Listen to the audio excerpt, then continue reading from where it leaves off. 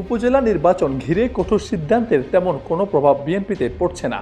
প্রথম ধাপের নির্বাচনকে কেন্দ্র করে ৮০ জনের দল থেকে বহিষ্কারের বিষয়টি আমলে নিচ্ছে না পরবর্তী ধাপের প্রার্থীরা। দাপটের সঙ্গে আছেন নির্বাচনের মাঠে। দ্বিতীয় ধাপের অবাধ্য প্রার্থীদের বহিষ্কার তালিকা তৈরি করছে বিএনপি। এর মধ্যেই তৃতীয় ধাপের প্রার্থীরা ভোটের প্রস্তুতি নিচ্ছে। বসে নেই চতুর্থ ধাপের নির্বাচনের প্রার্থী হতে আগ্রহী বিএনপি নেতারা। বিএনপির সূত্র মতে, বিএনপি বলতে গেলে প্রায় সব সাংগঠনিক তৎপরতা বাদ দিয়ে উপজেলা নির্বাচনের প্রার্থীদের বহিষ্কারের মিশনকে বেশি গুরুত্ব দিচ্ছে। প্রার্থীদের নির্বাচন বিমুখ করতে কেন্দ্রীয়, বিভাগীয় ও জেলার নেতাদের বিশেষ দায়িত্ব দেওয়া হয়েছে, কিন্তু তা খুব একটা কাজে লাগছে না। খুব কম সংখ্যক প্রার্থীকে বুঝিয়ে নির্বাচন থেকে ফেরানো যাচ্ছে। বিদ্রোহীদের বেশিরভাগই থেকে যাচ্ছেন নির্বাচন। যমুনা ইস্তি, the goodness of purified air. আমার বাসায় এনেছি যমুনা ইস্তি, আপনি কিনছেন তো? মাঠে এ নিয়ে দলের উচ্চ পর্যায়ে অস্বস্তি আছে। বিএনপি সূত্র বলছে, নির্বাচনে কারচুপি হলে বিজয়ী হওয়ার সম্ভাবনা নেই।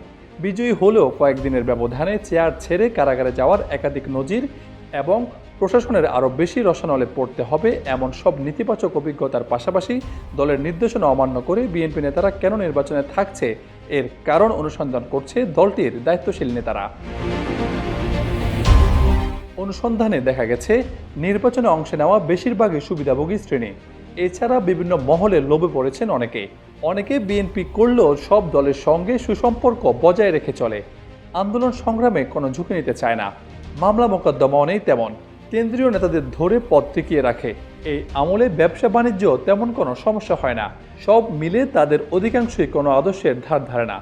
তবে এমনও অনেকে আছেন, হামলা, মামলা, গ্রেপ্তার হওয়ার পরেও দল থেকে খোঁজ খবর না নেওয়ায় অভিমান থেকে প্রার্থী হয়েছেন।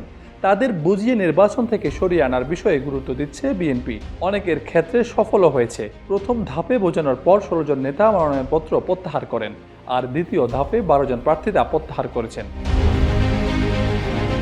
নির্বাচন কমিশনের তফসিল অনুযায়ী এবার কম বেশি ৪৮০ উপজেলা পরিষদে ৪ ধাপে ভোট হবে। প্রথম ধাপে ভোট হবে ৮ মে, এরপর ২১শে মে দ্বিতীয় ধাপে, ২৯শে মে তৃতীয় ও আগামী ৫ই জুন হবে চতুর্থ ধাপের ভোট গ্রহণ। ইতোমধ্যে সব ধাপের নির্বাচন তফসিল ঘোষণা করা হয়েছে। প্রথম দফায় নির্বাচনে প্রার্থী হয় ৮০ জন নেতাকে দল থেকে বহিষ্কার করেছে বিএনপি। দ্বিতীয় ধাপে নির্বাচনের জন্য বিএনপির ৬১ জন নেতা এরই মধ্যে মনোনয়নপত্র জমা দিয়েছেন। খোঁজ নিয়ে জানা গেছে, ভোট বর্জনের কঠোর নির্দেশ সত্ত্বেও আগ্রহীদের অতি উৎসাহে বিরক্ত দলের শীর্ষ নেতৃত্ব। তা থেকে বহিষ্কারের সিদ্ধান্ত বাস্তবায়ন হচ্ছে, কিন্তু ভাবনাও আছে বহিষ্কারের তালিকা দীর্ঘ হলে তৃণমূলের সংগঠন আরও দুর্বল হতে পারে। তারপরেও কঠোর অবস্থানে থাকবে দলটি।